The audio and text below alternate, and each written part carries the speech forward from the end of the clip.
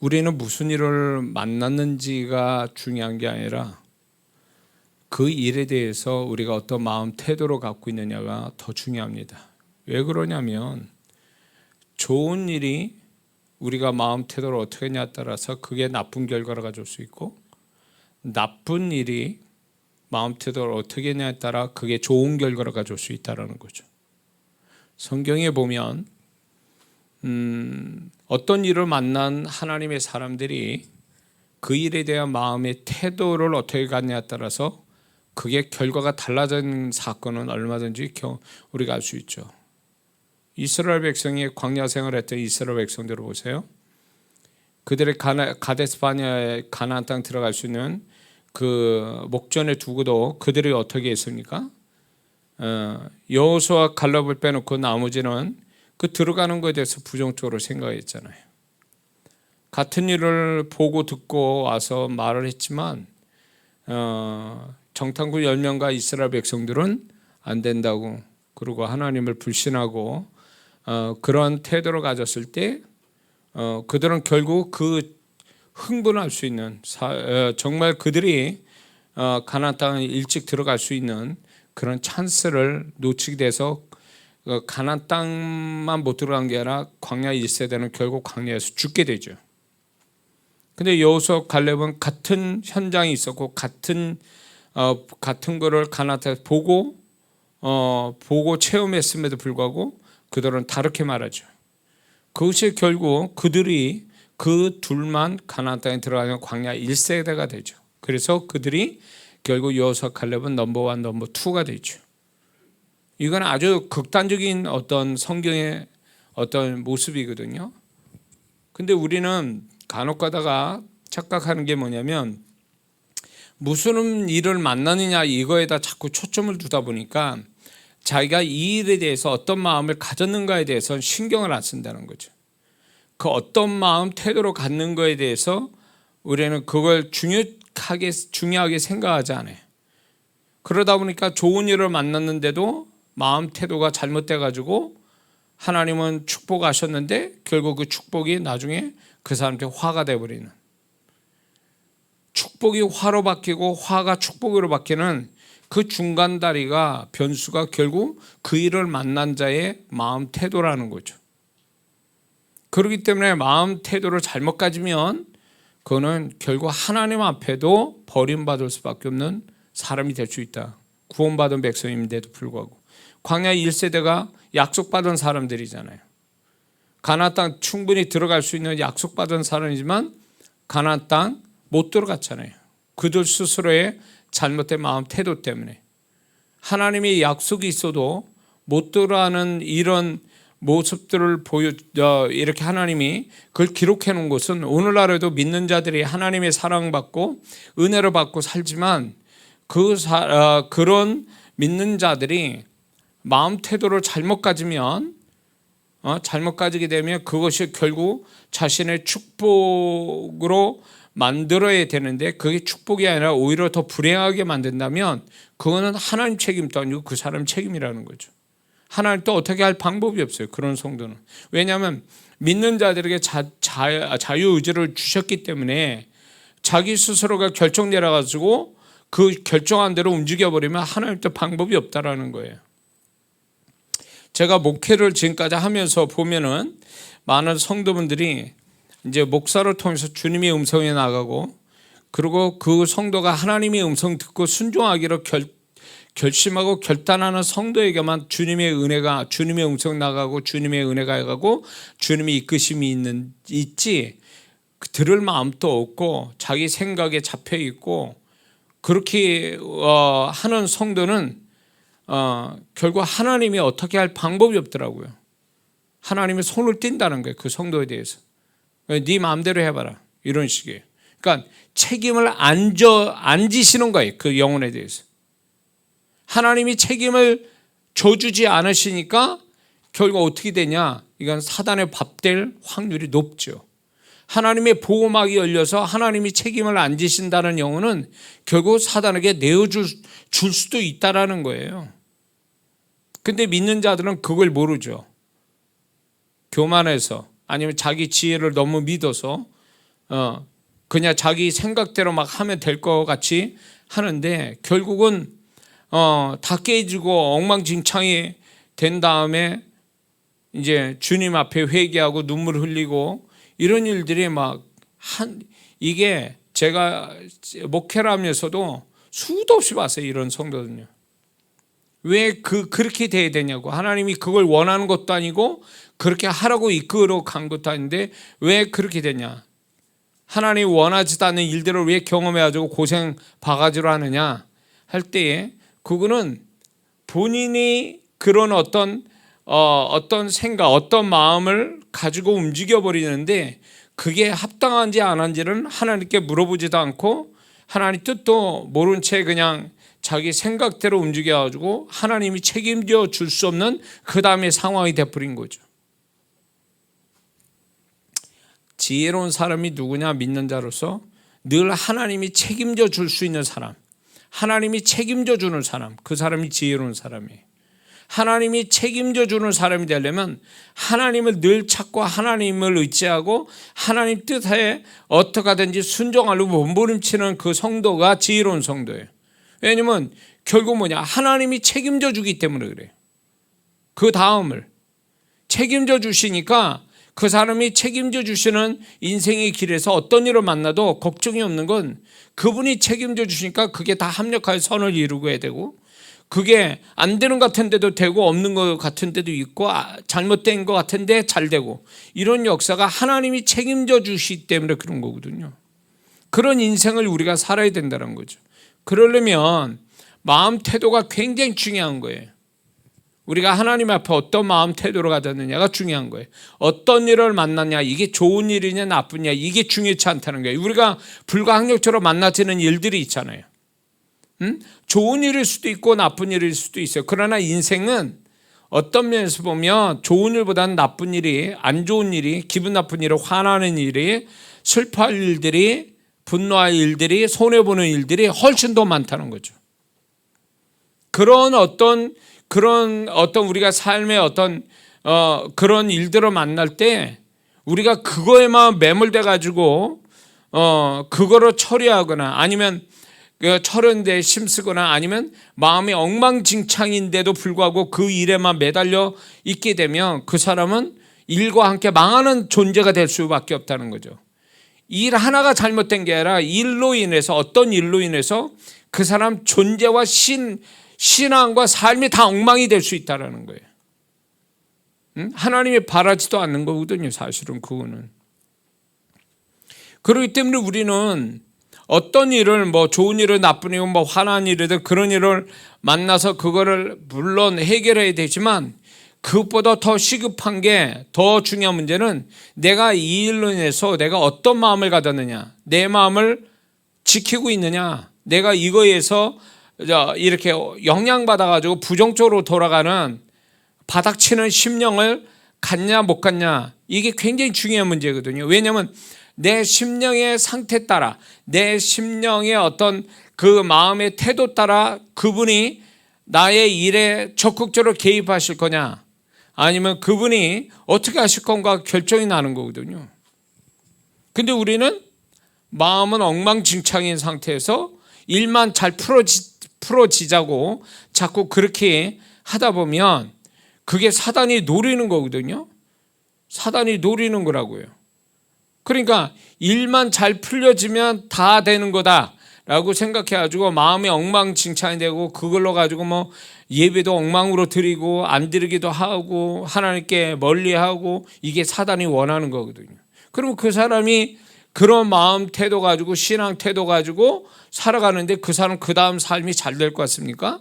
안 되거든요. 왜? 하나님은 어떤 일로 인해서 우리를 평가하는 게 아니라 그 일에 대한 나의 마음 태도로 보시고 그 다음을 결정하시는 분이거든요. 그래서 우리 마음이 그분에게 합격이 되면 그 일이 나를 힘들게 하고 괴로워도 그분이 책임져 주신다고요. 적극적으로 개입하셔서. 믿습니까? 근데 마음 태도가 이미 하나님을 떠났어. 그 어려운 환경 때문에 마음이 더 안 좋아진 상태로 바닥을 쳐. 거기에다가 죄를 범해. 그러면 하나님이 뭘 가지고 그 사람을 도와주냐고요.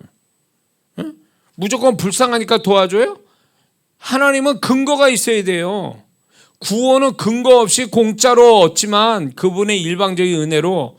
그러나 구원받은 다음에 우리가 천국 가는 그 순간까지, 죽는 그 순간까지는요, 그분이 일하실 수 있는 근거를 내가 만들어야 된다고요. 기도라는 것도 왜 하나님이 우리를 다 하시면서 기도를 시킵니까? 그분이 일하실 근거로 만들어 드리기 위해서 그렇게 하는 거예요. 우리 사정 들어보자고 그분이 기도시키는 게 아니라 얘가 기도할 때 정말 나를 의지해서 믿음의 기도를 얼마나 하느냐, 이걸 보기 위함이고, 그 믿음의 기도가 하나님이 일하실 소스가 돼, 재료가 되는 거거든요. 근데 그걸 안 해. 하나님이 일할 수 있는 어떤 발판을 안 만들어요. 그렇게 되면 그 사람은 결국 하나님의 도우심을 못 받는 거죠. 고생할 거 다 하고, 얻어 터질 거 다 터지고, 손해볼 거 다 손해보고, 어려워질 거 다 어려워지고, 그런 다음에 하나님이 뒤에 가서 도와주신 걸 가지고 하나님 왜 늦게 오시냐고, 왜 나를 안 도와주시냐고 얘기하는 것은 그 사람이 그 앞절에 어떻게 했느냐 이거예요. 그 일에 대해서 어떤 태도로 보였냐는 거예요. 응? 어려운 일 만났으니까 더 주님께 가까이 와야 되는데 더 도망가. 예배 안 드려, 헌금 안 해, 11조 안 해, 기도 안 해, 봉사 안 해. 그럼 뭐 가지고 하나님이 도우라는 거예요 도대체? 하나님 비집고 들어갈 어떤 근거가 없잖아요. 근거가. 구원은 은혜로 받아요, 그렇죠? 그러나 구원받은 다음에 축복은 행위로 받는 거예요. 믿음과 행위로 받는 거거든요.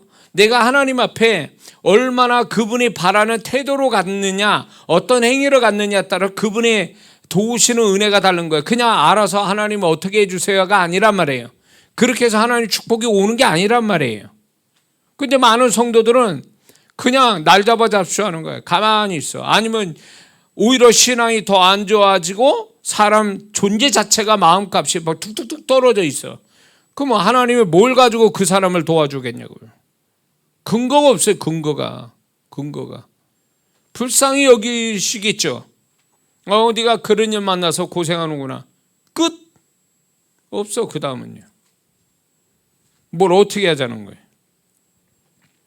그래서 제가 이 문제로 만난 성도분들이 하나님 앞에 어떻게 하느냐, 그걸 한번 질문을 하거든요. 제일 먼저 하는 게 기도 얼마나 합니까? 예배생활 잘 하십니까? 하나님께 할 일들을 다 하십니까? 이런 걸 물어봐요.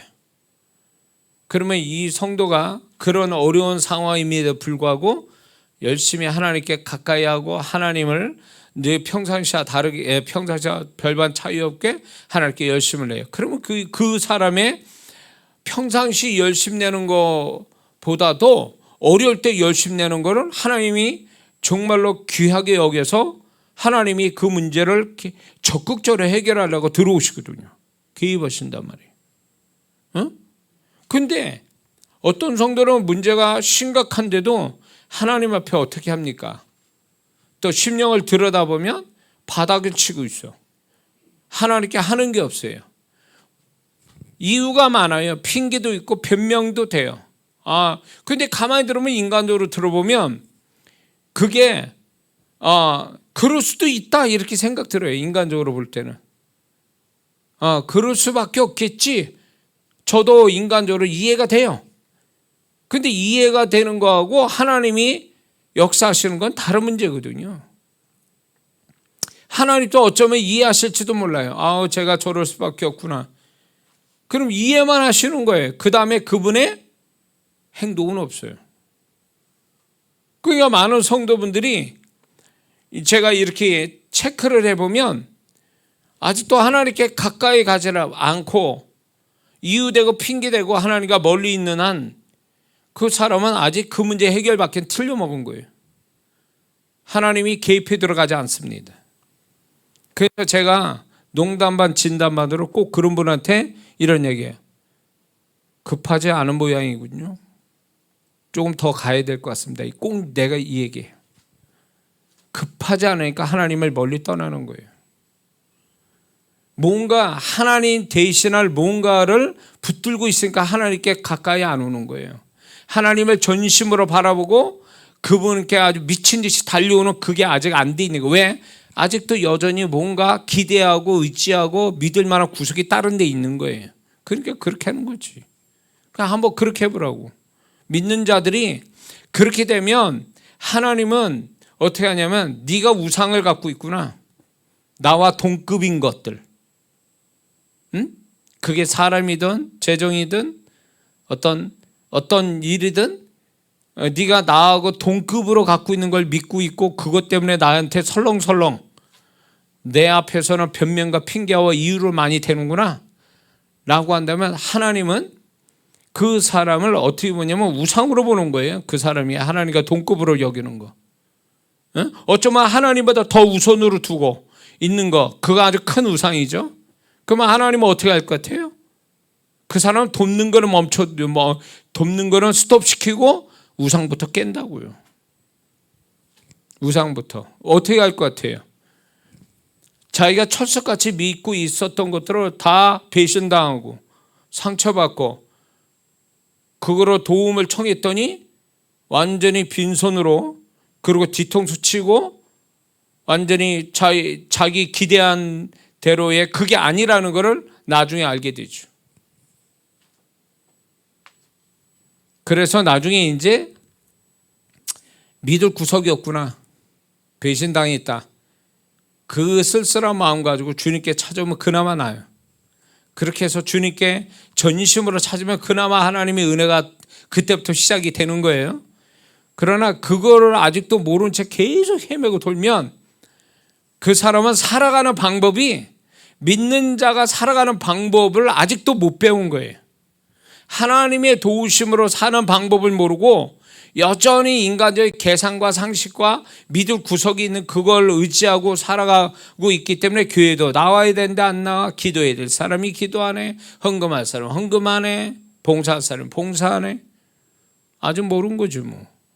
믿는 자가 어떻게 살아가는 것이 세상 사람과 살아가는 방법이 다르다는 걸 아직도 모르고 못 배운 거예요. 못 배워서 그런 거예요. 배우면 그렇게 안 되지. 그러니까 신앙을 잘못 배운 거예요. 응? 평안하고 편안할 때에 신앙생활을 누구도 해요. 그거는.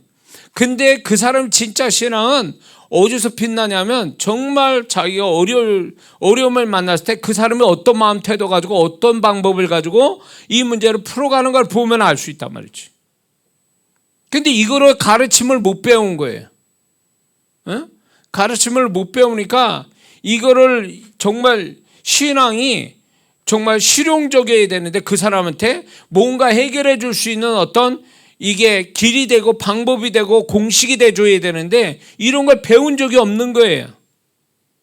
그러다 보니까 우왕좌왕하고 그리고 문제가 생기면 믿는 자답게 하나님을 의지해서 풀어가는 게 아니라 하나님과 동급인 걸 믿는 뭔가를 가지고 해결해 가니까 그러니까 그 사람한테 신앙은 액세서리가 되는 거예요. 응?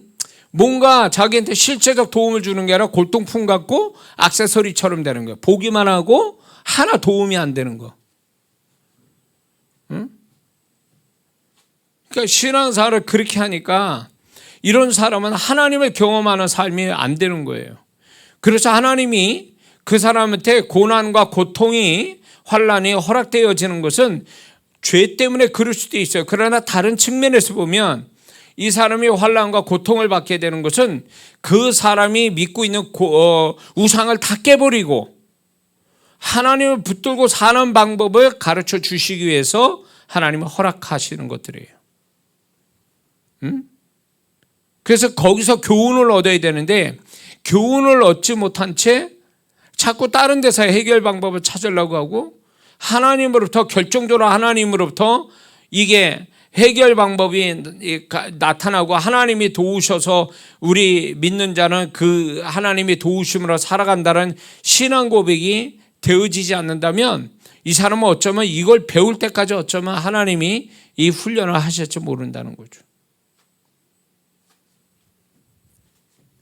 우리는 똑같이 세상에서 세상 사람과 똑같은 어려움을 당하고 살 수 있어요. 그러나 그걸 푸는, 그거를 바라보는 시각과 그걸 풀어가는 방법은 완전히 달라요. 세상 사람과. 믿습니까? 그들과 달라요. 완전히 세상 사람하고. 근데 세상 사람과 똑같이 하니까 그러면 하나님은 뭐냐고? 교회는 또 뭐야? 목사는 또 뭐야? 그 사람한테는 평안할 때는 교회도 있고 목사도 있고 하나님도 있지만 문제를 딱 만나면 그게 다 없어져 버리는 거예요. 하나 도움이 안 된다고 생각하는 거예요. 그게 이거는 이 사람은 잘못 생각하고 사는 거지. 이게 틀렸다라는 걸 알 때까지 하나님은 어쩌면 이런 것들을 계속 반복할지도 모른다는 거죠.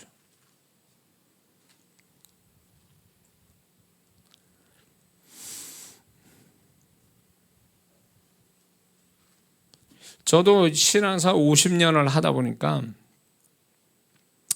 뭐 잘 모를 때도 그 어릴 때 몰랐죠. 그러나 이제 나이 먹고 목사가 돼서 나이 먹고 이렇게 보니까 내가 얼마나 과거가 어리석었는가, 어떻게 그렇게 살았을까, 문제에 대해서 왜 나는 그런 태도를 취하여서 해결해 가려고 그랬을까? 죄 짓는 건 아닌데도 불구하고 내 삶은 여전히 하나님의 손길을 보는 게 희미해진 거예요. 기도도 하고 뭐 다 하는데 결국 결정적인 어떤 문제에 있어서는 하나님을 경험하지 못하는 저의 모습을 발견한 거죠. 그런 것들이 결국 보면 내가 좀 잘못됐구나. 하나님은 나에게서 정말 가까이 계시기를 원하고 더 풍성하게 그분의 존재를 드러내기를 좋아하시는 분인데 나는 그분을 경험하기가 그렇게 풍성하게 경험이 안 된 것은 결국 그분을 경험하기에 내가 그분을 더 가까이 가거나 그분을 더 의지하거나 그분의 방법을 쫓아가거나 이렇게 살지는 못했다라는 거예요. 그러니까 가만히 보니까 목사인데도 나는 세상 방법, 세상 사람 사고 구조를 가지고 내 삶을 이끌어 가고 있었다는 걸 알게 된 거예요. 나중에 타이틀은 신부는 목사인데 목사인 저도 이제 생활을 하잖아요. 근데 그 생활하는 그 모든 만나지는 것들에 대해서 목사인데도 불구하고 나는 세상 사람 방법 같은, 세상 사람 같은 사고방식, 세상 사람 같은 방법으로 풀어가려고 하는 그 모습 속에 극적인 하나님의 어떤 선명한 그분의 손길 경험을 하지 못했다라는 거죠. 그러니까 제가 이렇게 주님을 선명하게 그분과 더불어 함께 살고 그분의 손길을 풍성히 보고 이런 삶은 신앙 50년 중에 한 25년 됐을까? 반은 그런 생활이 아니었다는 거예요. 제가 목사가 이 정도니 성도들은 더 말할 것도 없어요. 그렇기 때문에 우리는 하나님을 경험하고 하나님과 더불어 살아가는 삶, 그분의 나타남이 내가 눈으로 보는 것처럼 그분의 나타남이 있고 그리고 그분과 함께 사는 것이 실감나고 이게 신앙의 어떤 그게 우리 진짜 신앙의 모습이잖아요. 하나님과 더불어 살아가는 삶이 실제적이고 생생한 어떤 느낌을 가지고 살아가는 게 이게 신앙인데 정말 이게 되냐 말이에요. 목사도 그렇게 된 지가 50년 신앙생활에 25년이나 됐을까 말까인데 성도들은 더 어쩌면 이걸 못 배우면요. 하나님은 그냥 교회에서나 알고 성경 속에서나 하나님이지 자기 삶 속에 그분이 정말 선명하게 가까이 계셔서 그분을 눈에 보는 것 같이 욕같이 듣기만 했는데 이제 제가 눈으로 하나님을 보나이다. 이런 고백이 정말 나올 수 있느냐는 거죠. 우리가 가지고 있는 여러 좋은 일, 나쁜 일 이런 것들도 결국은 하나님을 생생하게 경험하기 위한 숙제와 같은 것들이거든요. 그래서 그런 것들을 경험해 가면서 하나하나 그 경험을 통해서 하나님을 선명하게 경험하는 거거든요. 그분을 경험하는 거거든요. 우리는 일을 처리하는 데 초점을 둘 게 아니라 그분이 얼마나 나에게 선명하게 나타나고 그분이 어떻게 나를 이끌어가고 어떻게 풀어가신지를 보면서 하나님을 더 잘 알아가는 것, 좋은 일이든 나쁜 일로 통해서. 그래서 내 인생 살아가면서 뭐가 재산이 돼야 되냐면 하나님을 더 알아가는 것이 내 재산이 돼야 되는 거예요. 아멘. 그래서 나도 뭐 산전수전 다 겪었는데 그 일보다도 나는 그 일이 중요한 게 아니라 나는 이 일을 통해서 하나님이 어떻게 나를 이끌어가는지에 대해서 그분이 나에게 어떤 말씀하고 어떤 마음을 갖고 계시고 어떻게 풀어가는지를 나는 과거보다 더 많이 알게 됐습니다. 이게 신앙 고백이 돼야 돼요. 이게 이 사람이 하나님과 함께 사는 자라고. 이런 사람이 나중에 주님 오실 때 들림 맞는 사람이 되는 거죠. 그런 모습의 신앙을 갖자고 지금 훈련받는 거예요. 지금 교회에서 훈련받고 삶을 통해서 훈련받고.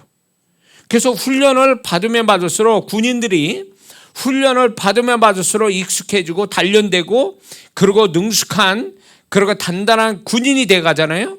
훈련을 받으면 받을수록. 그것처럼 우리가 그런 좋은 일 나쁜 일 뭐 여러 가지를 겪으면서 이 겪은 횟수만큼 나는 하나님을 더 알아가고 하나님을 가까이 하고 하나님을 더 눈으로 본 것 같이 경험하고 이렇게 돼야 이게 우리는 정말 세상 잘 살아가는 거거든요.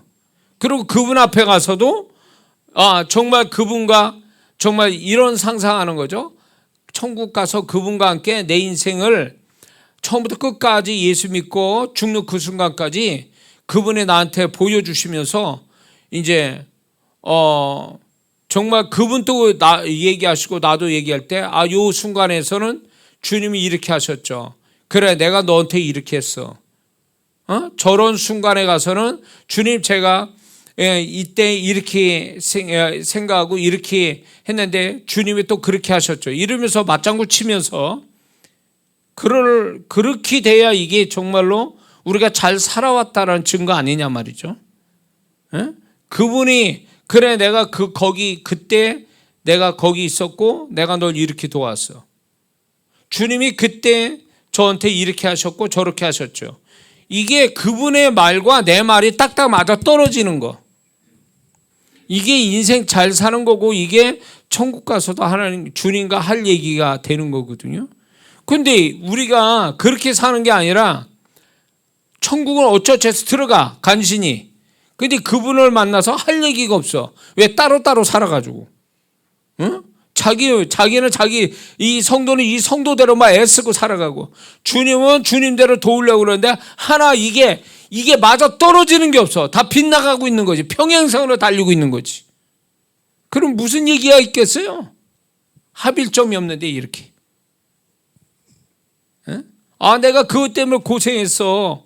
그렇게 말할 수는 있어도 나 이걸 통해서 주님을 만났어. 주님이 나한테 이렇게 말씀하고 나한테 이렇게 도우셔서 이런 간증이 나와야 되는데 이게 크리스찬다운 간증이잖아요.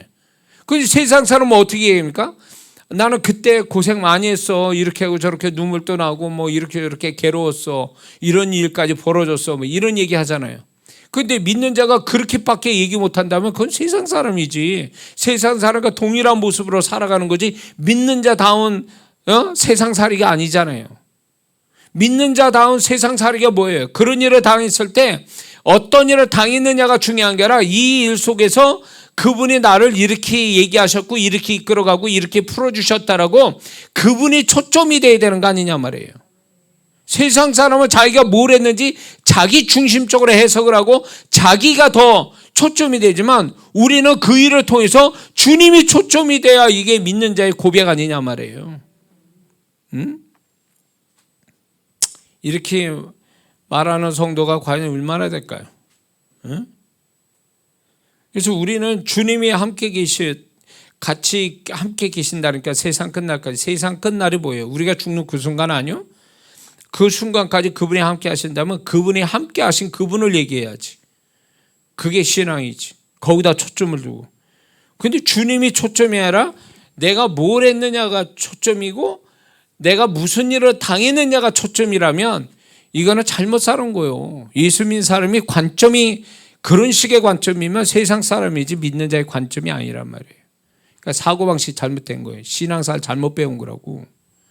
열심히 교회 나와서 봉사만 하고 예배자들 뭐 하냐고. 사고방식이 이미 자기 중심적 그 일 중심이고 세상 일 벌어진 중심으로 살아가는 사람이면 이게 무슨 신앙생활 하는 거냐고. 이게 종교생활 하는 거지. 뭔 말인지 아시죠? 자, 얘기는 다시 돌아와서요. 자, 우리가 어떤 일을 만나느냐보다 어떤 태도를 가지고 있느냐, 마음이. 그래서 이걸 가지고 지금 만나지는 정말 안 좋은 일들을 만나질 때 우리가 이것이 오히려 전화위복이 되고 또 이걸 잘 감당되어져서 하나님께 영광이 되고 그게 나중에 보다 그런 태도 때문에 나중에 갔더니 그게 정말 하나님께 또 합력할 선을 이루어지는 계기가 되게 하고 이게 믿는 자의 정말 모습이거든요. 그게 이제 바울에게서 나타나고 있는 거죠. 바울이 정말로 그런 최악의 상황을 경험하고 있죠. 고린도 후서 11장 23절에서 27절을 보면 온갖 고난을 다 얘기하죠. 죽음을 몇 번씩이나 생각할 수밖에 없는 그런 상황 속에 놓여져 있고 그게 한두 번이 아니라 그 사역을 마칠 때까지 그는 계속적으로 이 일을 당하고 있었던 거죠. 그래서 오랜 시간 동안 그 일이 있음에도 불구하고 그는 그의 사도 바울의 위대함은 사역의 승리라기보다는 우리와 동일한 인생을 같이 사는 데 있어서의 인생의 승리자예요. 사역 승리자 이전에 인생 승리자라는 거죠. 그래서 그는 정말로 달려가게 다가고 선한 싸움 다 싸우고 믿음을 지켰다. 이게 승리자의 고백이거든요. 근데 바울이 이런 고백을 했을 때 그는 엄청난 죽음의 골짜기를 수도 없이 다니면서 그러면서도 불구하고 자기가 할 일을 다 했고 자기 살아가는 인생에서도 지지 않고 다 감당이 되고 승리자가 될 수 있었던 비결이 뭐냐? 그것을 우리가 지금 오늘 배우려고 하는 거죠. 그래서 이 바울은 오늘 같이 얘기할 네 가지가 바울 안에 있었기 때문에 이 네 가지가 결국 바울이 이 모든 어떤 극한 상황에서도 그는 이긴 자가 되고 감당이 될 수 있는 사람이 됐다라는 거죠. 그래서 우리도 그렇게 되라고 오늘 하나님이 성경에 빌립보서에서 우리에게 기록해서 우리에게 들려주신 줄 믿습니다.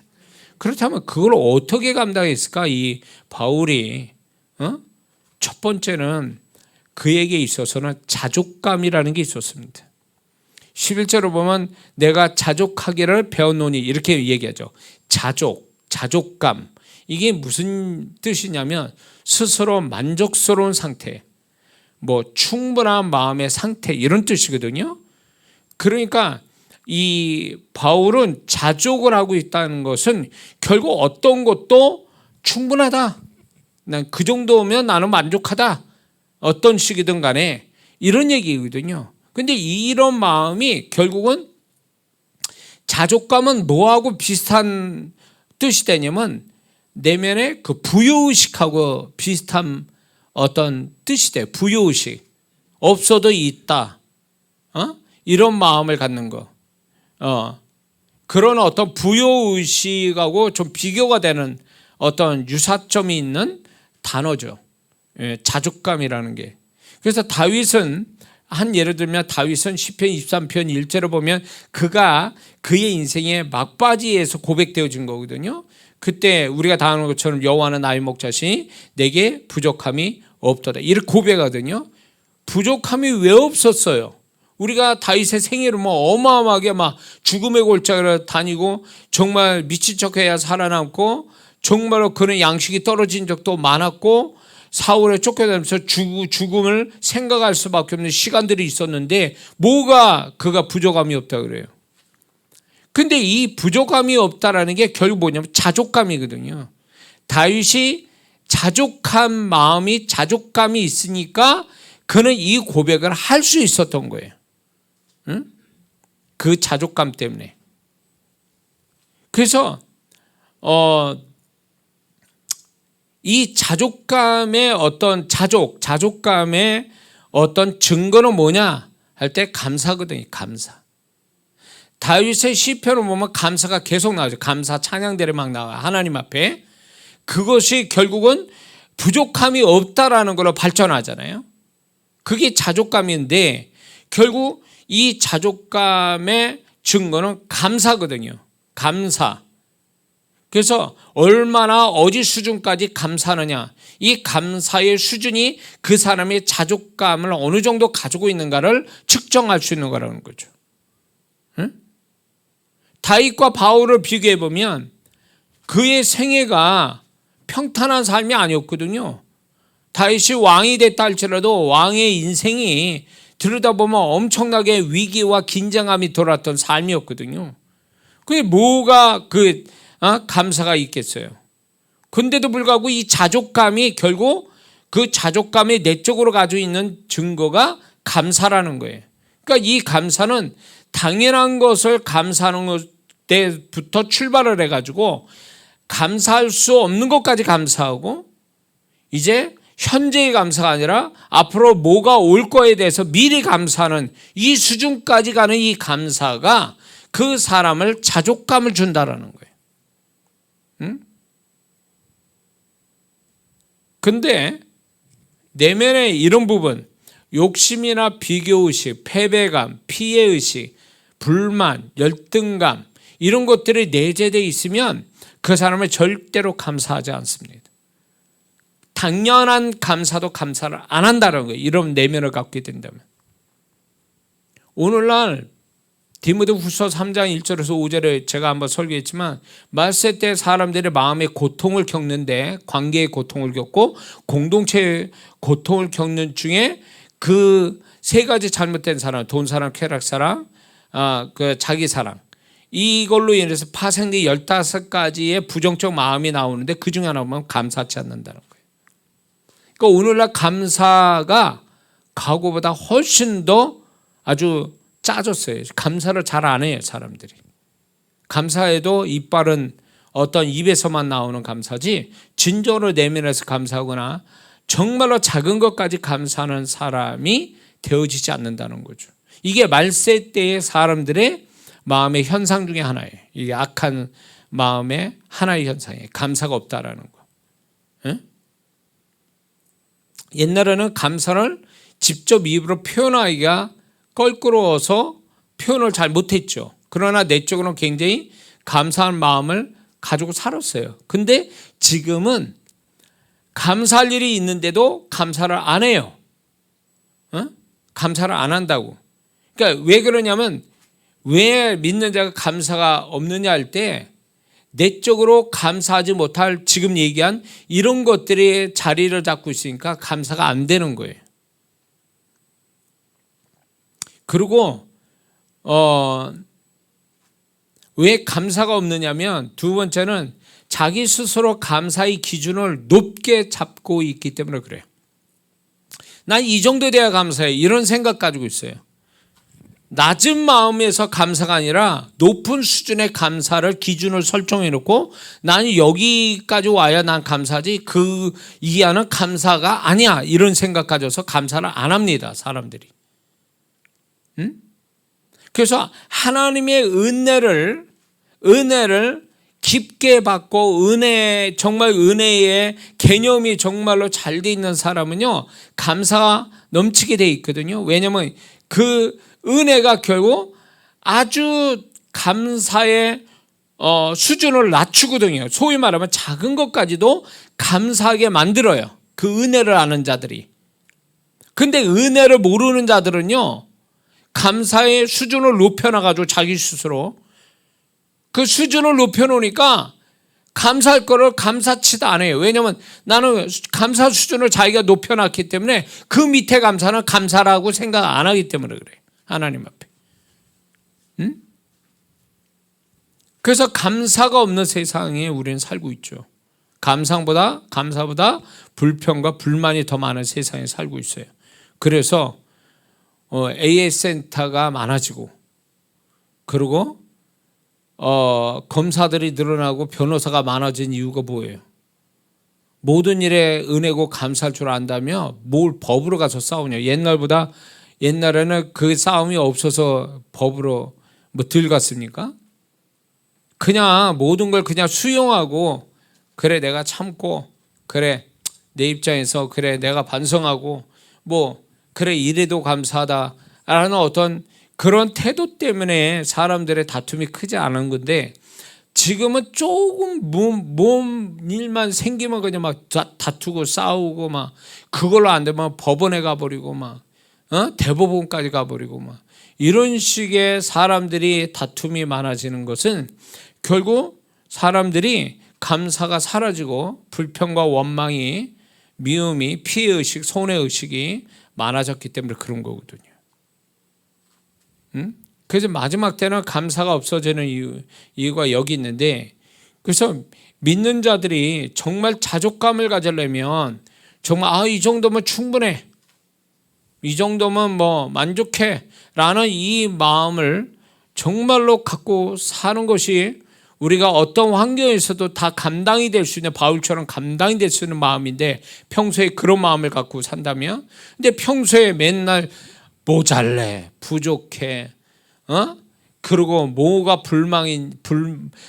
불만인지 그런 마음을 잔뜩 가지고 살아오다가 문제가 뻥 터지면 거기에서 감사가 나오겠냐고.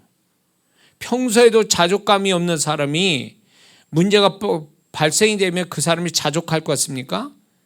더 불평과 원망과 무기력함과 절망감과 뭐 이런 것들이 잔뜩 있겠죠.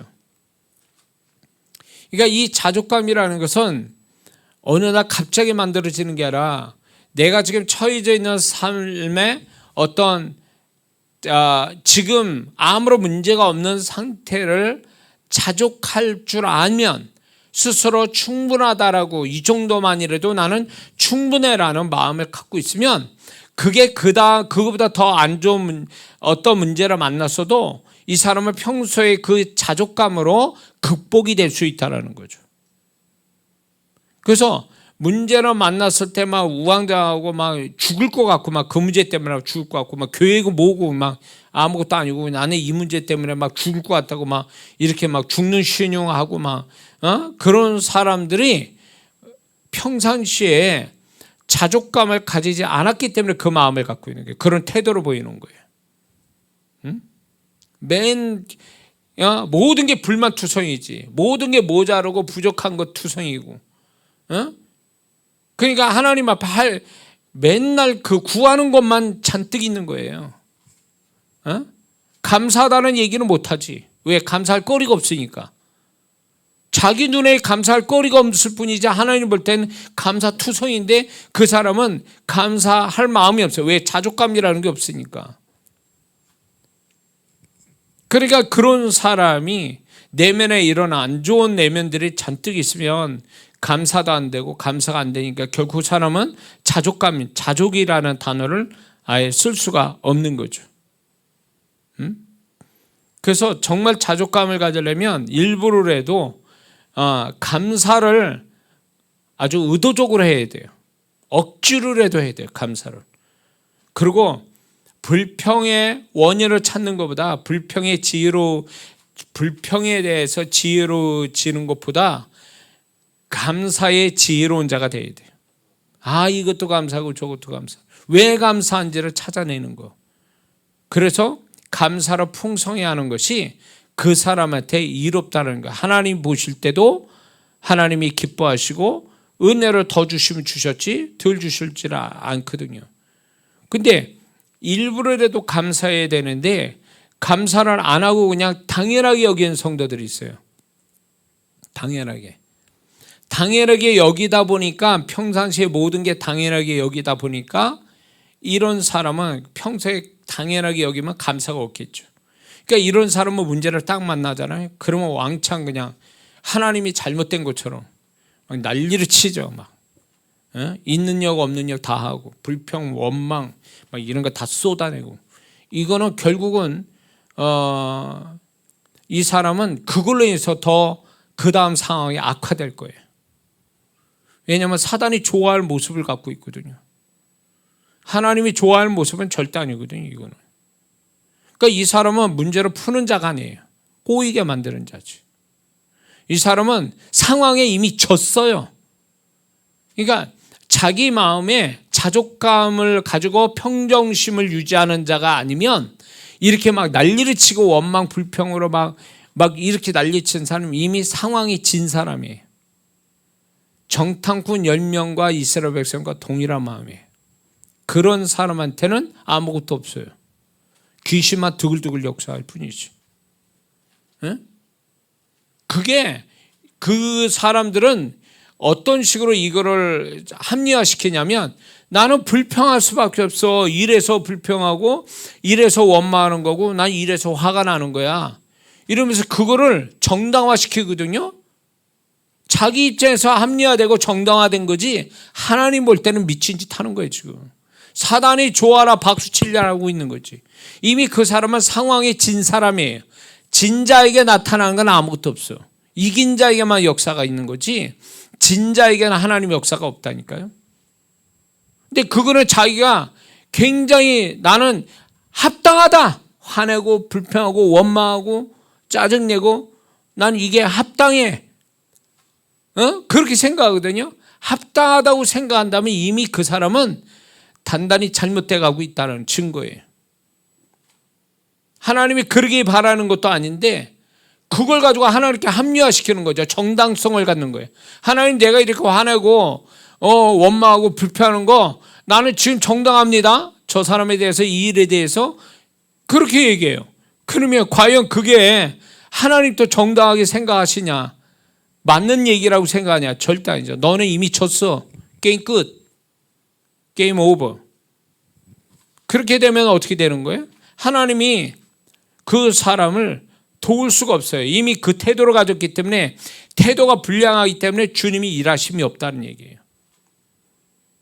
주님이 일하심이 없으면 어떻게 돼요? 결국 사단이 와서 장난질하겠지. 그 사람이 그걸로 인해서 죄를 지으면 그 죄로 인해서 또 문제가 생기겠죠. 왜 그렇게 하느냐고. 이미 상황에서 진 거예요. 상황에서 이기는 자가 되려면 평정심이 있어야 되고 자족감이 있어야 되고 감사가 나와야 되는데 이게 이긴 자의 모습이거든요. 이게 감당이 되고 있고 이긴 자의 모습이에요. 이긴 자에게 하나님의 은혜가 가는 거지 진 자에게는 없어요.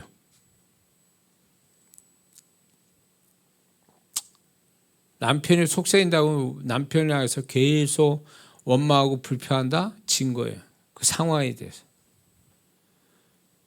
진자기 때문에 결국 남편이 안 변해요. 그 남편이 정말 속세이고 막 그래도 어떤 평정심을 가지고 자족감을 가지고 감사해야 이긴 자가 돼서 하나님이 그 마음을 보시고 그 성도의 마음을 보시고 남편을 변화시키려고 적극적으로 개입해 들어가실 텐데 이미 남편이 그렇게 엉망으로 막 진짜 막 그렇게 돼버리니까 같이 맞장구 치고 막 욕하고 불평하고 원망하고 막 이래 버리면 이미 그 남편 구원받기엔 틀린 거예요. 어떻게 하나님이 역사하냐고. 그 사람이 아내 된 자가 그렇게 하고 있는데 이미 진 거예요. 상황에 통로자가 이미 상황에 져버렸으니 통로자가 상황에 져버려서 통로가 막혔는데 뭘 가지고 하나님 역사하겠냐고. 이를 악물고라도 그냥 정말 안 되는 감사라도 막 감사하고 그리고 그냥 자족감을 가지고 평정심을 가지려고 애를 쓰고 그럴수록 하나님께 더 가까이 나오고 이래야 뭐 하나님이 그걸 보시고 야 네가 이기려고 몸부림치는구나 그래서 하나님이 도우실 거 아니냐 말이에요. 믿습니까? 근데 자꾸 그런 식이 아니고 자꾸 이렇게 이미 상황에 진 자기 상태를 인식해야 되는데 상황이 졌다고 생각하지 않고 나는 상황에 졌다 이걸로 생각하는 게 아니라 나는 마땅히 이렇게 부정적인 태도로 가져는 것이 마땅하다 정당하다 이렇게 생각하니까 이미 이 사람은 저도 진 줄도 모르고 있는 거예요. 진 거를 자기가 인정을 안 하고 있어. 모르고 있어. 그러니까 이 사람은 답답한 거야. 하나님 볼 때는. 어? 야, 상황 파악을 못하는구나 너 지금. 넌 진 거야 지금. 어? 졌기 때문에 내가 너를 어떻게 해줄 수가 없어.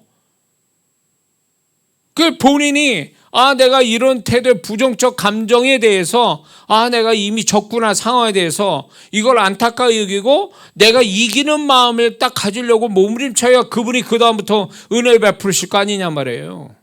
근데 이거를 증거로 생각을 못하고 있으니까 이게 굉장히 오래 가는 거예요. 응? 오래 가는 거지.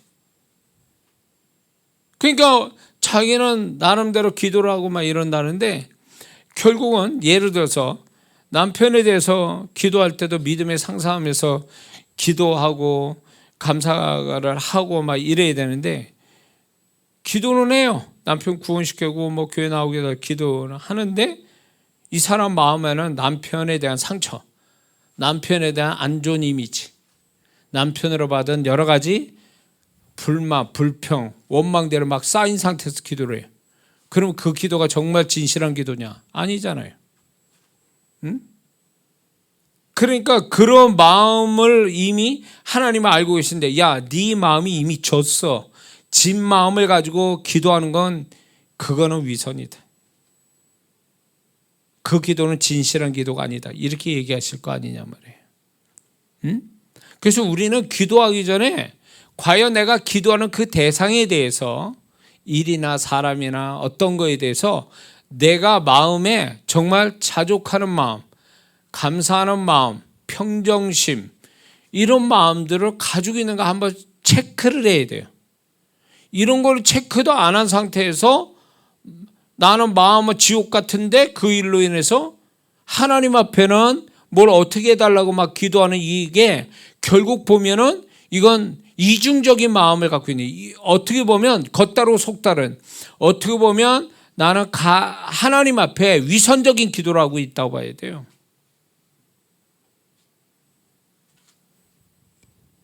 이것 때문에 기도가 안 되는 거죠.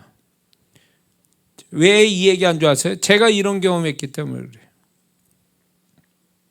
기도를 아무리 해도 기도가 막힌 것 같고 답답하고 하나님 응답 안 하시는 것 같은 게 느낌이 확 오는 게 결국 원인이 뭘까 했더니 내가 이 일에 대해서 내 마음이 하나님이 기뻐할 마음을 아직 안 갖고 있는 상태에서 기도만 하니까 하나님이 그걸 기뻐할 수 없고 하나님의 어떤 계시나 그분의 음성이 들리지 않더라 그 얘기요.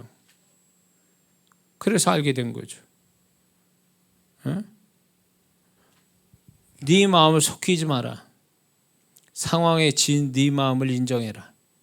그리고 네 마음을 고쳐라. 그거부터 기도해라.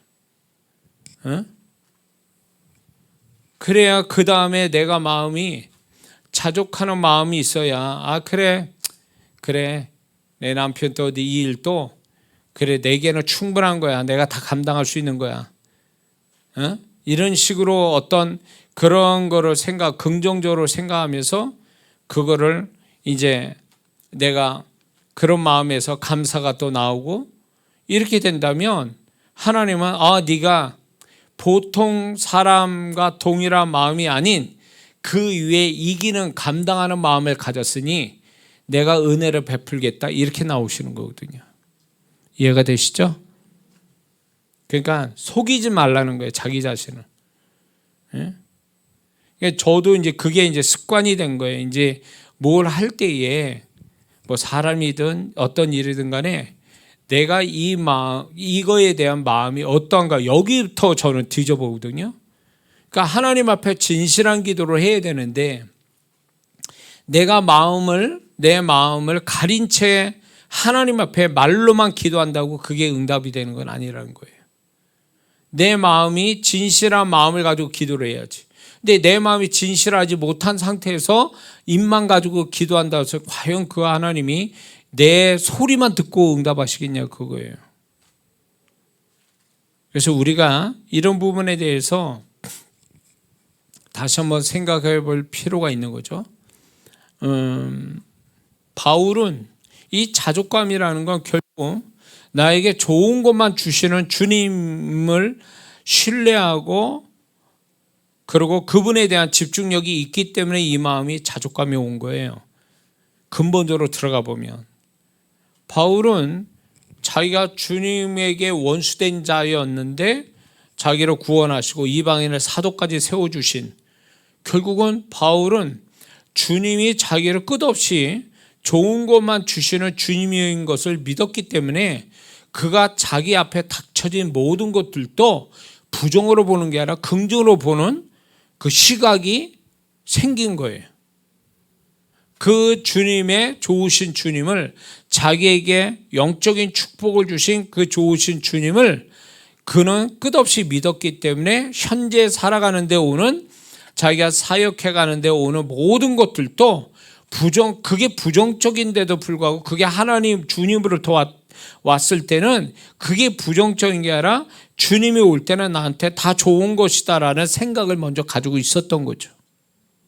그러니까 지금까지 평정심을 가지고 감사하고, 이거는 인간적으로 우리가 그렇게 해석하자고 우리가 그렇게 얘기하는 거고, 진짜 믿는 자의 우리가 닥쳐진 어떤 부정적인 안 좋은 일을 자족할 수 있는 것은 근본적으로 할 때 주님은 나한테 항상 좋은 것만 주시는 주님, 이거에 대한 믿음이 있다면 그 믿음 때문에 그 좋으신 주님을 믿는다면 내 앞에 어떤 것도 결국은 이게 나를 망하게 하거나 나를 손해보게 하거나 나를 어떻게 힘들게 하는 것이 아니라 결국은 주님이 나한테 좋은 거 주시려고 허락된 일이다.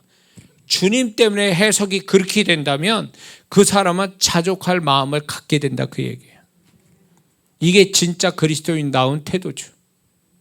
나를 구원하신 주님, 여지껏 나를 좋은 것만 주셨던 주님, 이 주님을 믿는다면 그 주님이 나의 현실에 있어서 내가 이렇게 어려운 거, 힘든 거를 만나게 되어주는 것도, 이것도 주님의 허락 안에 있으니 주님이 이걸 허락할 때 날 망하라고 주신 게 아니라 나에게 어떤 하나님이 새로운 은혜, 새로운 축복을 주시기 위해서 나에게 좋은 거 주신 거다라는 이 믿음 위에 서서 있으니까 이게 다 좋아 보이는 거죠. 그러니까 이게 진짜 좋아서 좋은 게 아니에요.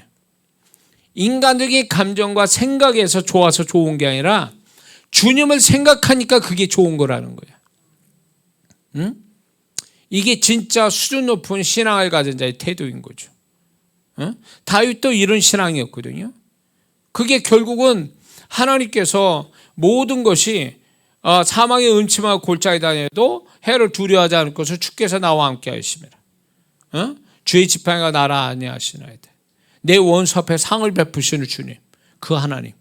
이 다윗은 끝없이 그 하나님에 대한 긍정성, 그 하나님이 나를 이끌어갈 때 결코 나를 망하게 하는 하나님이 아니라 모든 것이 나한테 그 순간도 그렇고 지나고 나서도 그게 나에게 유익되고 축복되게 하시는 좋으신 주님을 끝없이 믿은 데서 나오는 고백이거든요.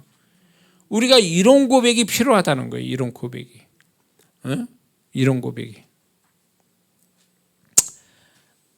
자, 우리 모두는 그래서 바울같이 자족감을 가지고 사는 거 우리는 기도해야 될 줄 믿습니다. 두 번째는 다윗이 이렇게 그 자신의 처해진 모든 것들을 감당하고 이길 수 있었던 마음, 두 번째. 그리고 이것이 결국 우리에게 적용할 때 우리가 모든 일을 잘 감당하고 이길 수 있는 마음의 두 번째는 높은 자존감이에요. 자존감. 이 자존감이라는 단어가 자기 존중감의 줄임말이에요. 그러면 자기 존중감이라는 게 뭐냐? 이 해석은 쉽게 해석하면 이거예요. 자신을 긍정적으로 생각하는 마음, 이게 자존감이거든요. 그래서 높은 자존감이라는 것은 자신을 어떠한 것에도 영향받지 않고 자신을 스스로 소중히 생각하고 자신을 격려하고 위로하고 세워줄 줄 아는 마음, 이게 높은 자존감이라는 거예요. 그러니까 낮은 자존감은 뭘까요? 반대죠. 자기를 더 우습게 보고 낮추고 비난하고 이런 태도가 낮은 자존감이죠. 그런데 바울은 12절을 보면 자기는 비천에 처할 줄도 알고 배고픔에도 궁핍 속에서도 자기는 살 줄을 알고 있었다. 살 수 있었다. 이런 고백을 합니다. 근데 여기서 우리가 알아야 될 게 뭐냐면 이게 결국 뭐냐면 바울은요 이런 생활을 과거에 해본 적이 없는 사람이에요. 왜냐면 그는 엘리트고 이렇게 역사에 보면 바울은 집안이 부유한 집안이었어요. 유대인이면서도 로마 시민권을 갖는 사람이었기 때문에 집안이 굉장히 수준이 높고 부자였어요. 그리고 최고의 학문을 배운 사람이에요. 그러니 그는 가난에 처하는 삶도 살아본 적도 없고 배고픔을 겪어본 적도 없고 가난에 있어 본 적도 없고 궁핍함에 있어 본 적도 없는 사람이에요. 근데 그는 그 속에서 자기는 그 속에서도 살 수 있었다. 이런 고백을 합니다. 이거는 만약에 바울이 낮은 자존감을 가지고 있었다면 그는 이런 배고픔과 궁핍과 어떤 그 비천에 처하는 이 낮아진 삶에 대해서 못 견디고 그는 아마 고민하고 갈등하다 사역을 중간에 그만뒀을지도 몰라요. 그런데 사도 바울은 이런 낮은 자존감이라 높은 자존감을 갖고 있었기 때문에 그는 모든 걸 견뎌낼 수 있었고 감당할 수 있었던 거예요. 이 감당할 수 있었던 것이 그게 그 고난이 약했기 때문이 아니라 엄청난 죽음을 생각할 수밖에 없는 그런 상황에 있어서 그가 감당하고 지나가면 또 다시 그게 없었던 일처럼 생각하고 또 사역을 감당할 수 있는 건 그의 높은 자존감 때문에 그런 거예요. 높은 자존감.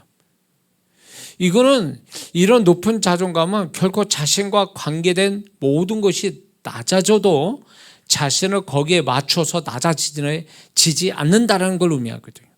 높은 자존감을 가진 사람은요, 아무리 자기 처해진 상황이 아무리 바닥을 쳐도 절대로 그 사람의 자기를 낮은 바닥치는 그거와 같이 동일시하지 않는다라는 거예요.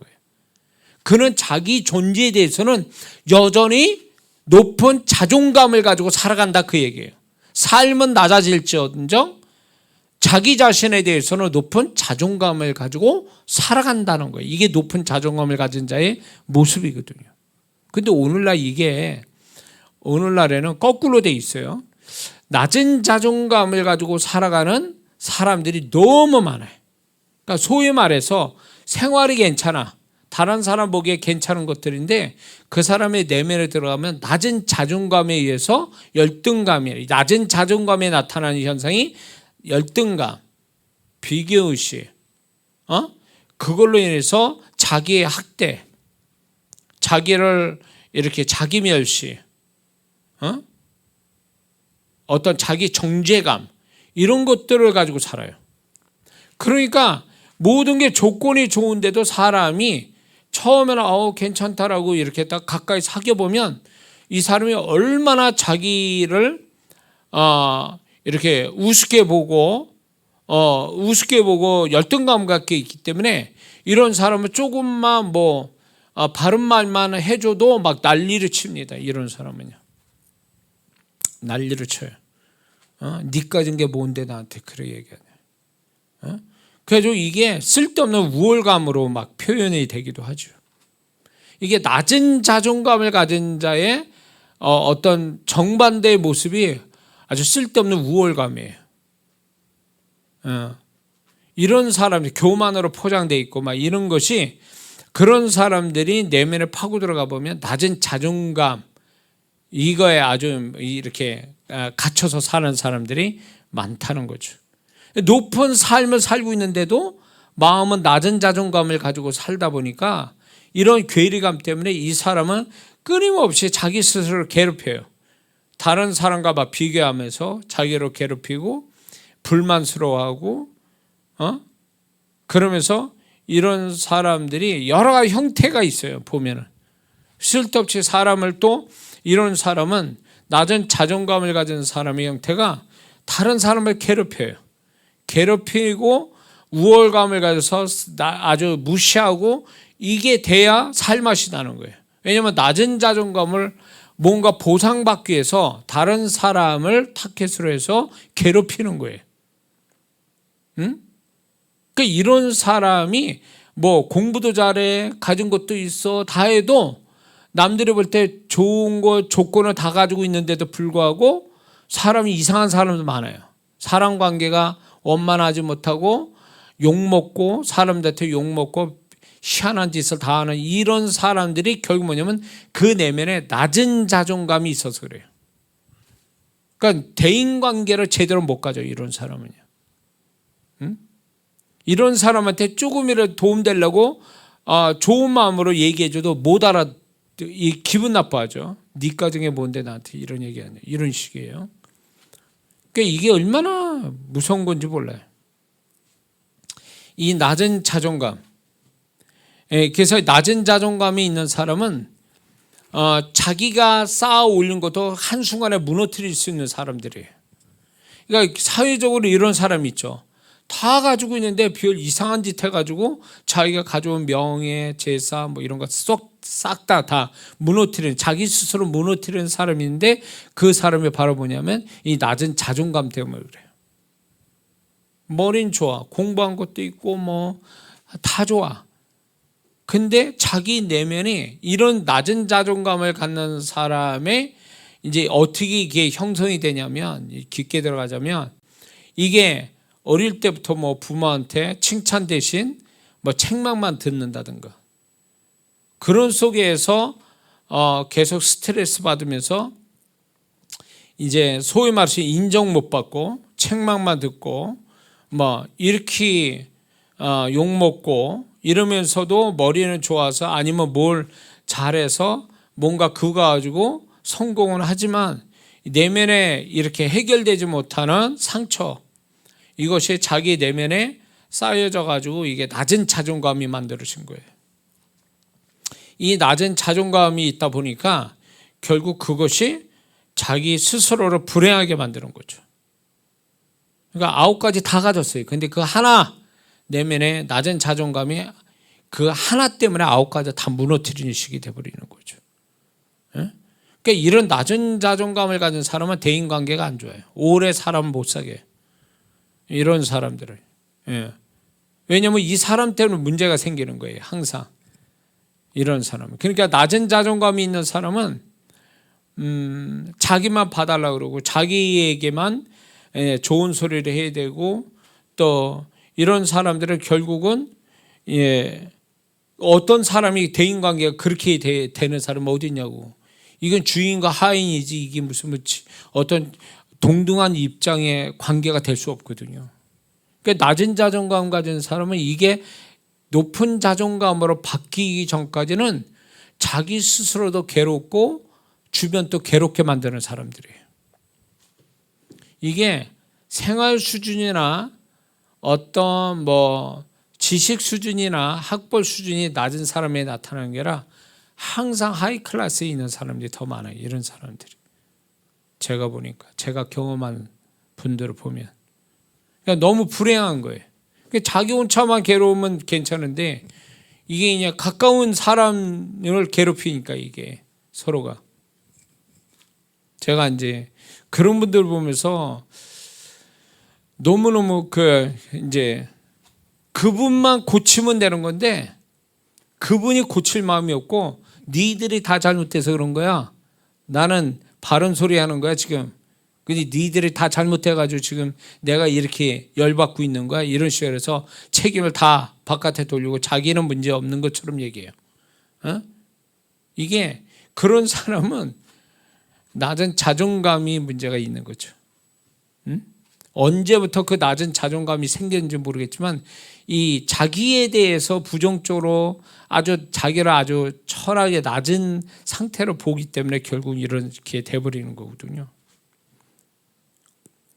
근데 바울은요, 어마어마한 이 엄청난 고통 속에서도, 사역을 하면서 엄청난 고통 속에서도 바울은 그걸 다 극복하고도 남을 수 있는 마음이 있는데 그가 높은 자존감에서 생겨난 거거든요.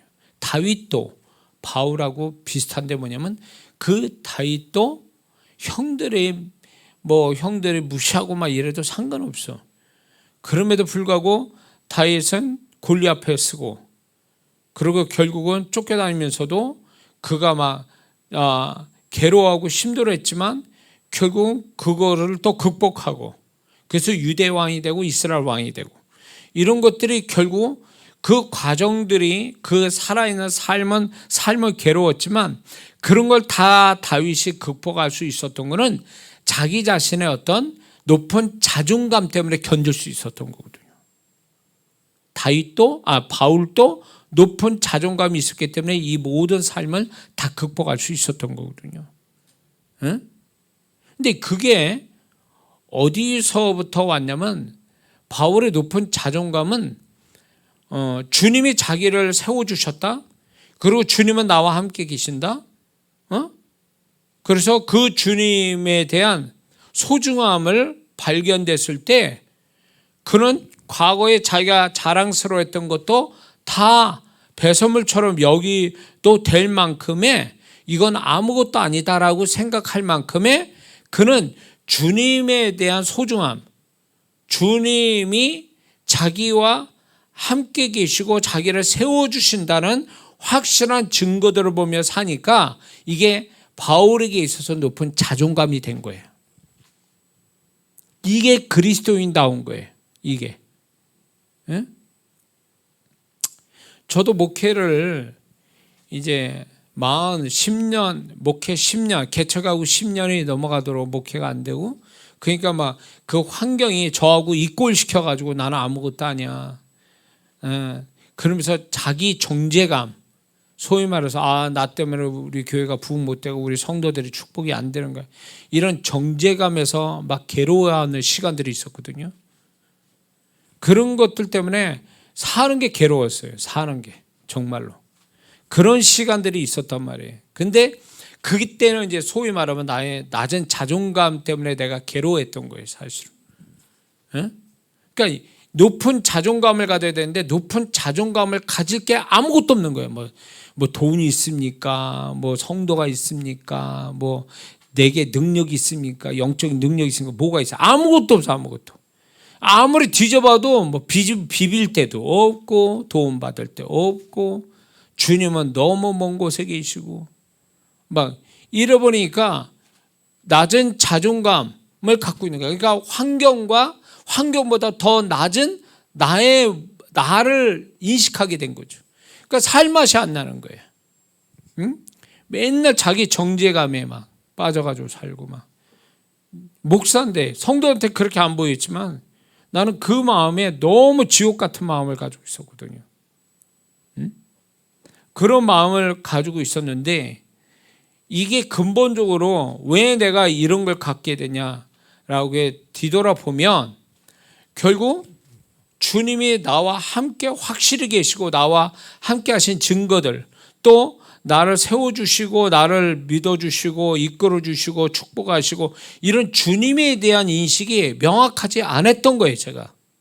그러니까 주님에 대한 이 명확함이 없다 보니까 이게 나의 정죄감, 나 자신을 막 비난하고 낮은 자존감으로 발동이 돼버린 거예요.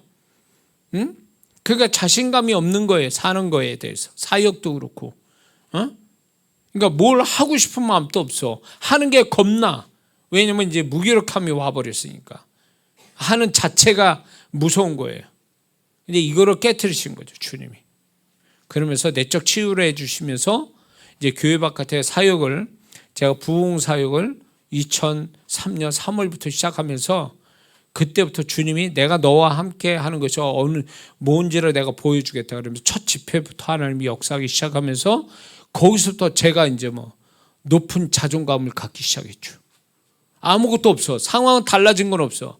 근데 이제 그분이 명확하게 나와 함께 하시고 나를 통해서 뭔가 일하신다는 게, 이게 사건이 생기니까 그때부터 막 신난 거죠. 제가 막 살맛이 나는 거예요. 그때부터 높은 자존감을 갖게 됐고, 그것이 저를 지금까지 여기까지 오게 한 거죠. 여기까지. 그러니까 높은 자존감을 갖기 위해서 뭐 우리가 나 자신을 긍정으로 바라보는 이런 어떤 세상적인 방법도 좋습니다. 그런데 믿는 자다운 어떤 높은 자존감이라는 것은 주님이 나와 함께 하시고 나를 세워주고 나를 축복하시고 나와 함께 하신 증거들이 있고 이런 주님과의 관계가 명확하고 가까워진 증거들만 있으면 그게 나를 높은 자존감을 만들어 준다는 거예요. 이 높은 자존감이 내가 어떤 상황에 아주 바닥치는 상황이 와도 나는 거기에 내려가지 않고 거기에 휩쓸리지 않는 그런 높은 자존감으로 견뎌낼 수 있는 자가 될 수 있다는 거죠. 낮은 자존감을 가지니까 별것도 아닌 상황 막 죽을 것 같구만. 이거는 결국 뭐냐면 낮은 자존감 때문에 그런 거예요. 그 상황이 커서가 아니라 이 사람은 낮은 자존감을 늘 가지고 있는데 조그만 일이 문제가 뻥 터지니까 이걸로 막 죽을 것 같고 막 잃어버리는 거죠. 이거는 문제가 커서라보다는 그 사람이 낮은 자존감으로 자기를 괴롭히고 있는 거죠. 그 낮은 자존감을 벗어나고 높은 자존감을 가지려면 결국은 주님을 깊게 아주 주님과 함께 계심을 주님이 나를 위한 분이고 또 나를 사랑하신다는 거 나와 함께 하신 증거들만 가지고만 산다면 그게 순간적으로 그 사람은 높은 자존감을 갖게 할 줄을 믿습니다. 자, 그래서 오늘날 많은 성도들이 교회 생활 잘하면서도 쉽게 포기하고 패배당하는 이유는 또 그리고 다른 성도와 충돌을 자주 갖는 성도들이 있는 것은 그거는 다 근본 원인이 자신의 낮은 자존감 때문에 그래요. 높은 자존감을 가지면 교회 생활 잘해요.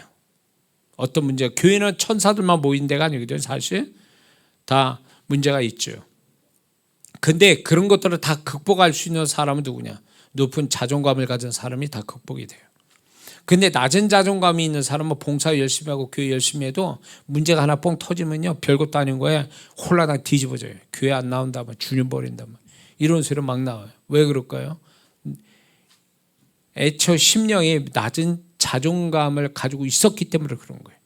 이런 낮은 자존감을 가진 사람과 이렇게 연합하기가 어렵고 낮은 자존감을 가진 사람을 조금이라도 뭔가 마음 상하게 하면 이 사람은 그만 다 때려치고 교회 나갈 사람이에요.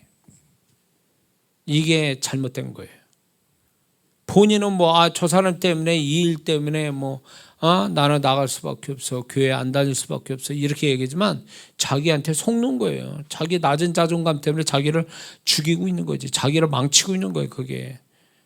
왜 높은 자존감을 가진 사람은 똑같은 일을 당해도 이해해주고 화해하고 그런 거 그것 때문에 자기가 또 주님 앞에 회개거리도 찾고 그리고 또 신나서 또 잘해야 되겠다 이렇게로 발전해 가는데 이 낮은 자존감은요 가진 사람은 그렇게 생각 안 한다는 거예요. 나는 괜찮은데 왜 저 사람이 나한테 괴롭히냐 그거예요. 왜 나를 감정 상하게 만드냐 이런 식으로 몰아가거든요. 결국 그게 그 상황 자체가 별거 아닌데 사건을 크게 확대시키고 그래서 나는 이렇게 할 수밖에 없다. 교회를 떠날 수밖에 없다. 이런 식으로 말하는 사람은 결국 밑바닥에 낮은 자존감 때문에 그러는 거예요. 다른 게 아니라고. 에? 아니 그 낮은 자존감을 가진 사람은 그런 사람은 미안한 얘기지만 천국 가면 딱 맞을 사람인데 이 땅에서는 그렇게 교회 생활하면 못해요. 그 사람은 교회 생활 깊숙이 들어오면 안 돼요. 그냥 예배만 들어고 왔다 갔다 해야 그 사람은 속 편한 거지. 이 낮은 자존감을 가진 사람이 교회 봉사한다? 낮아져야지 자기 마음이 낮아져야 되는데 낮은 자존감 때문에 낮아지지도 못하고 낮은 자존감 때문에 상처 좀 받으면 막 난리를 쳐버리니까 이런 사람은 봉사하는 게 위험스러워요. 예, 본인 또 어렵고 문제가 되고 다른 사람도 정말 어렵게 만드는 거죠. 자, 바울은 그럼 여기까지 할까요? 그래서 지금 이게 또 오늘 여기서 끝내야 될 것 같은데 시간이 너무 많은데. 자, 두 가지가 더 있는데 이건 다음 주에 또 해야 될 것 같습니다. 자, 그래서 우리가 믿는 자들이 과거에는 어떤 행위로서 이제 신앙을 증명하고 행위로서 신앙생활 잘한다는 걸 증명을 했지만 지금 그렇게 해가지고 신앙을 유지가 못한다는 거죠.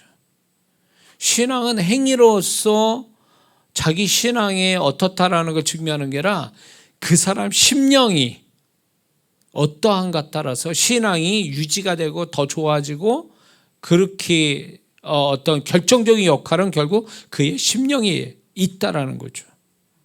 그래서 신앙생활 잘하는 사람은 결국은 교회 생활하고 말씀 듣고 뭐 성경 공부하고 성경 읽으면서 제일 먼저 해야 될 게 뭐냐면 자기를 들여다보는 거예요. 자기 내면을 들여다보면서 그분 앞에서 뭔가가 내가 잘못됐는지, 그리고 나를 어떻게 해야 될지를, 이거를 먼저 자기 내면을 축복해 주는, 이게 진짜 신앙에 성장하는 첫 걸음이 되는 거거든요. 예?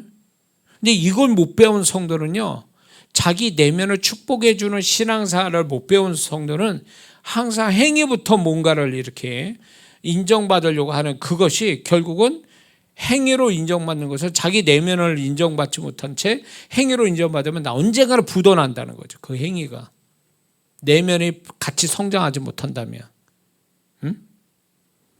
그래서 신앙은 결국 우리의 내면이 얼마만큼 성장하느냐,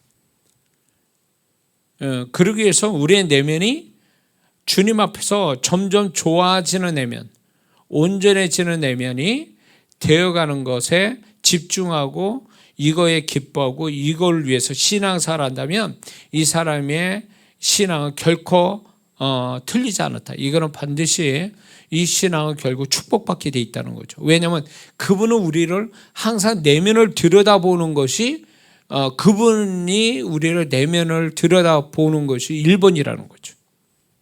행위를 보시는 게 아니라 행위 이전에 우리의 내면을 먼저 들여다보신다는 거죠. 그래서 그 내면이 하나님 보실 때, 넌 삐뚤어진 내면이야, 넌 잘못된 내면을 갖고 있어, 이렇게 그분이 판단이 쓰신다면 우리를 어떻게든지 내면을 고쳐주시려고 애를 쓰시는 그분의 손길을 보게 되거든요. 그래서 어떤 때는 목사의 설교 한 번에, 아니면 성경 한 구절에, 아니면 성도 하나에 내면을 이렇게, 내면이 뒤집어지는 경우가 있어요. 소위 말해 나쁘게가 아니라 내면을 깨트려서 좋은 내면으로 바꿔주기 위한 자극제를 주는 경우가 있거든요. 주님이 그거를 무시하면 안 돼요. 그거를 외면하면 안 돼요. 그거를 자극받으면서 그게 그때 당시 기분이 좋은 게 아닐 수도 있어요. 기분 좋은 자극도 있지만 그렇지 않은 자극이 있거든요. 그렇다 할지라도 그런 것들이 맞다라면, 하나님의 음성이라고 맞는다면 그거를 내가 무시하거나 잊어버릴 게 아니라 그걸 붙들고 다시 한번 기도를 해야 되는 거죠.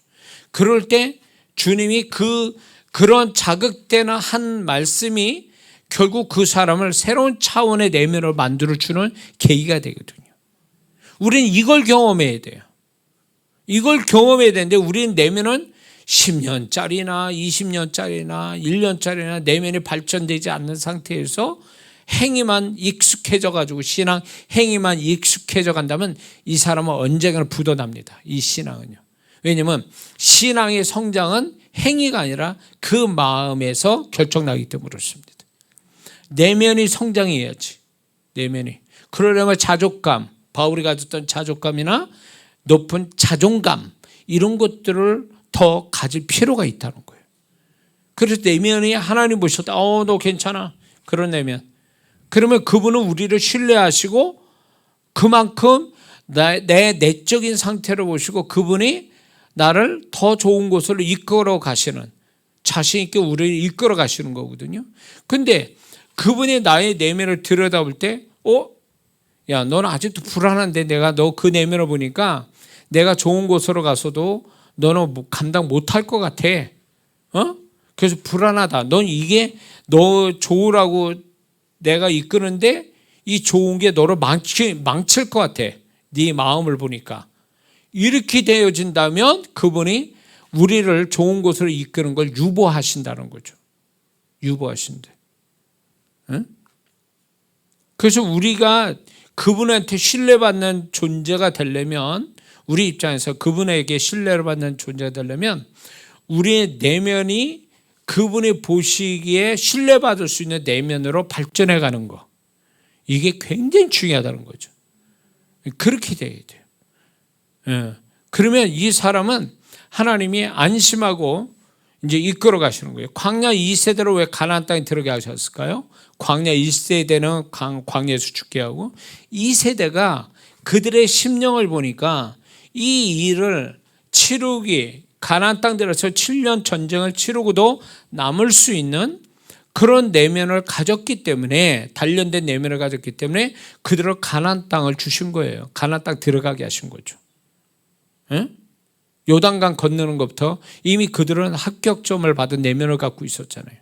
그러니까 그들에게 가나안 땅을 이미 주신 거죠. 그거예요.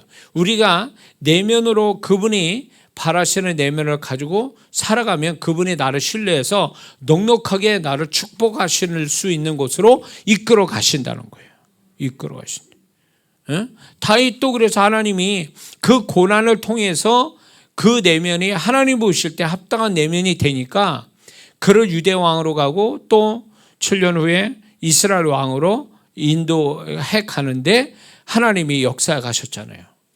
이 다윗의 생애를 보면 사람의 힘으로 어떻게 할 수 없는, 사람의 방법 가지고 할 수 없는 하나님만 하신 일들이 곳곳에 나오거든요. 계속 나오거든요. 정치적인 문제나 상황들, 사건들이. 그건 뭐예요? 다윗이 이렇게 돼도, 이렇게 이스라엘 왕이 되고 유대 왕이 되도 얘는 잘 감당할 수 있겠구나, 내면을 가지고 있구나 라는 걸 인정했기 때문에 그렇게 하신 거예요. 우리는 그래서 바울도 그런 고난도 다 감당할 수 있었던 것도 주님이 보실 때 내면에 감당할 내면을 가지고 있으니까 허락하신 거고, 결국은 주님의 뜻대로 다 감당됐기 때문에 그런 마지막 선언을 하네요. 이긴 자의 선언을 하잖아요. 우리가 그렇게 돼야 된다는 거예요. 그러니까 내면을 자꾸 들여다보는 일에 열심히 내야 돼요, 우리가. 그래서 그분이 찾는, 그분이 신뢰할 만한 내면을 갖는데 열심히 내면 행위는 그냥 자동적으로 따라가게 돼 있는 거죠. 그 행위는 할 수 있다는 거죠. 이해가 되십니까? 기도합니다.